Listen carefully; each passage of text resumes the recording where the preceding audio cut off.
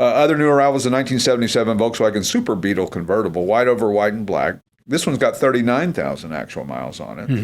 Flat four-cylinder, 1,585cc engine, four-speed manual, and a newer one-barrel carb, which is interesting. You think a one-barrel carb, well, that won't get it enough fuel, will it? It gets it plenty. Yeah, right. It does Not fine. the fastest car in the world, but you didn't buy it. You didn't buy it to race. No, and they're fun. It's fun to drive. And it's one of 7,155 Super Beetle convertibles made that year. Oh, wow. And, of course, the last year for the Super Beetle Convertible, I guess, would have been 79, I think. I'm pretty sure. If I'm wrong, podcast at classicautomall.com.